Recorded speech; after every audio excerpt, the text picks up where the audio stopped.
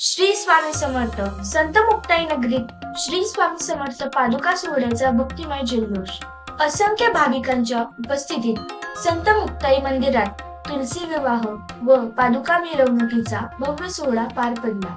संत मुक्ताईच्या पावन भूमीत भक्ती, श्रद्धा आणि अध्यात्माचा संगम घडविणारा श्री स्वामी समर्थ पादुका आगमन सोहळा मोठ्या भक्तिभावाने आणि उत्साहात साजरा करण्यात आला।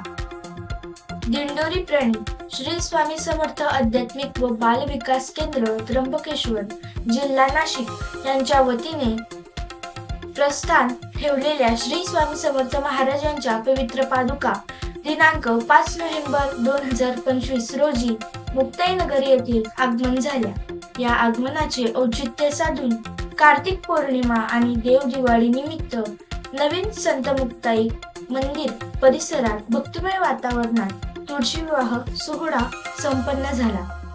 यावेळी असंख्य सेवेकरी भगिनी, भक्त, महिला मंडळे आणि सेवेकरी बांधवांनी हजेरी लावून अध्यात्माच्या सागरात न्हाऊन निघाले। भव्य मिरवणुकीने उजळली मुक्ताई नगरी। 6 नोव्हेंबर 2025 गुरुवार रोजी सकाळी नवीन मुक्ताई मंदिरापासून श्री स्वामी समर्थ केंद्र जुने गाव मुक्ताईनगर पर्यंत स्वामींच्या पवित्र पादुकांची भव्य मिरवणूक निघाली।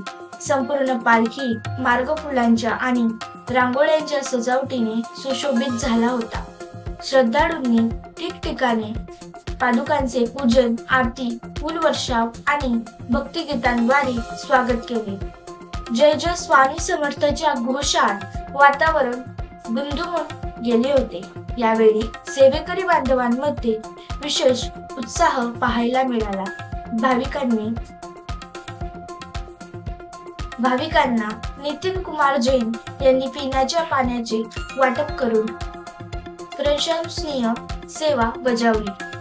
आध्यात्मिक एकतेचा संदेश देणारा हा पादुका सोहळा भक्तांच्या अंतःकरणात नवीन श्रद्धा, भक्ती आणि समाधान निर्माण करून गेला। मुक्ताईनगर शहर भक्तिमय रंगात न्हाऊन निघाले आणि संत परंपरेचा वारसा या सोहळ्याद्वारे पुन्हा उजळून निघाला। श्री स्वामी समर्थ।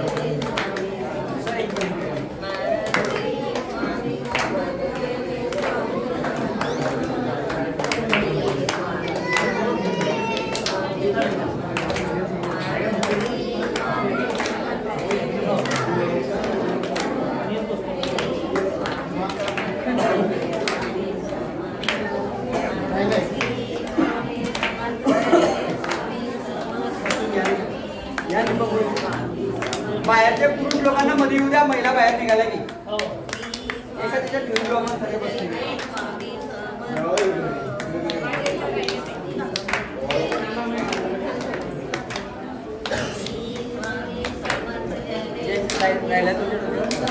राहिल्या मागे.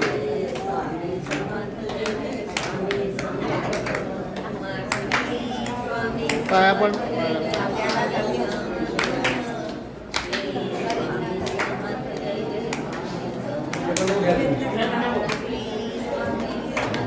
बस बस चला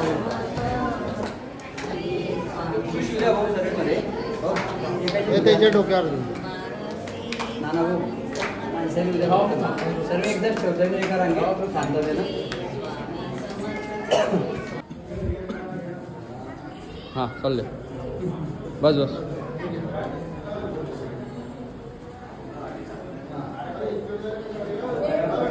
नायक परब्रह्म स्वामी महाराज परमपूज्य गुरुमौलींना त्रिवार मुद्रा. आपण सर्व माता भगिनी इतक्या 3 तासापासून तुम्ही पायपीट करताय. माझ्या माहितीनुसार सकाळी आपण 8 वाजतापासून नवीन मुक्ताबाई व नवीन स्वामी समर्थ केंद्राच्या दरबारापासून आपण पालखी सोहळ्यात समाविष्ट झाला होता. आता किमान 12:30-1 वाजत आला. तुम्हाला घरी पण जायचं आहे, तुमचे कामही करायचे आहे. पण परमपूज्य गुरुमौलींचं जे उद्दिष्ट आहे की आज पूर्ण परिसरामध्ये प्रत्येक पिढीनं पिढी ही सुसंस्कारित झाली पाहिजे, व्यसनाच्या दूर राहिली पाहिजे, शेतकरी सुखाला पाहिजे आणि सर्वत्र आनंद आला पाहिजे. हा जो संकल्प आहे या संकल्पनेमधून स्वामी महाराजांचा विजयरथ फिरत फिरत आपल्या सर्व परिसरात. तसं जर पाहिलं तर विजयरथ यायला परत 16 वर्ष उशीर झाला. पण परभणी जिल्ह्यानंतर माऊलींनी सांगितलं आधी जळगाव जिल्हा घेऊन घ्या.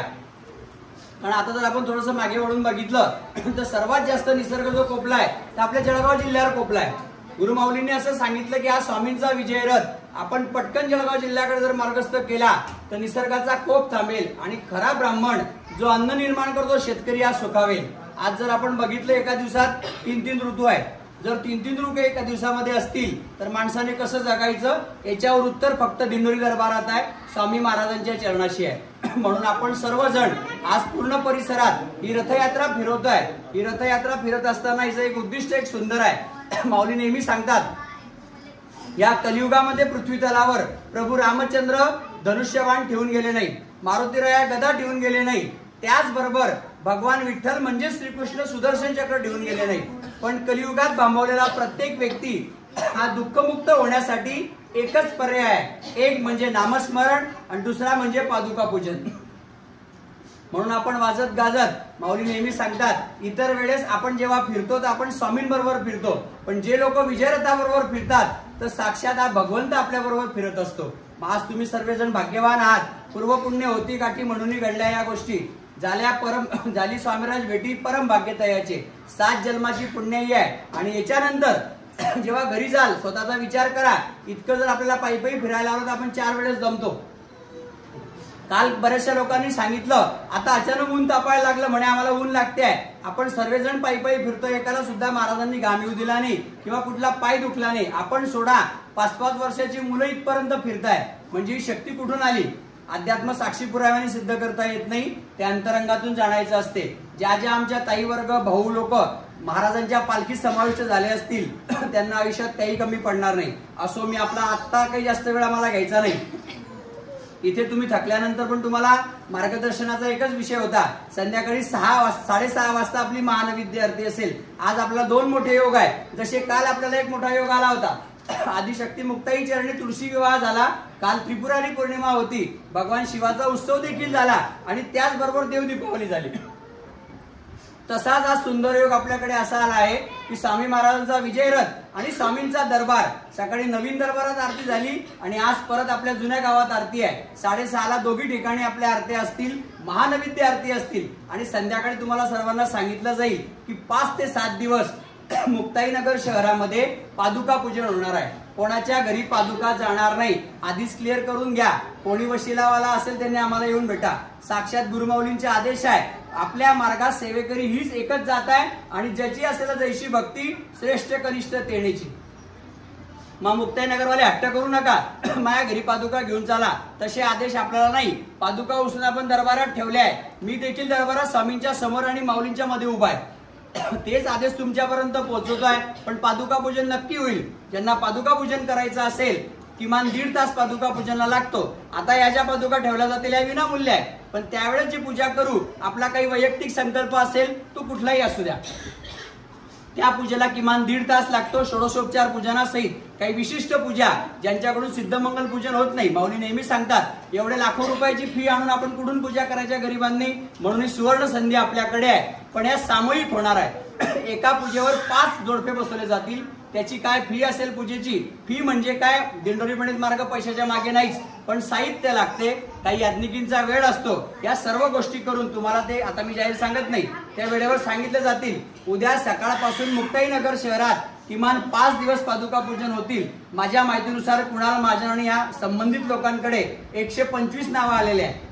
म्हणजे आपला नंबर अजून नंतर आहे, 125 नावं आधीच आहे. कदाचित 2-4 दिवस पादुका पूजन आपल्याला वाढवावं लागू शकते. म्हणून संध्याकाळी आपण या सर्व नियोजन सांगितलं जाईल. याच्यानंतर फक्त आपण शांत बसा, दिगंबरा दिगंबरा जप केला जाईल. तुमच्या प्रत्येकाच्या डोक्यावर 1-2 सेकंद पादुका ठेवल्या जातील. स्वामींना मुजरा करा आणि 6:30 वाजता केंद्रामध्ये या, हीच विनंती करतो. केलेली सेवा परब्रह्म स्वामी महाराज गुरुमाऊली चरणी रुजू करतो. श्री स्वामी समर्थ.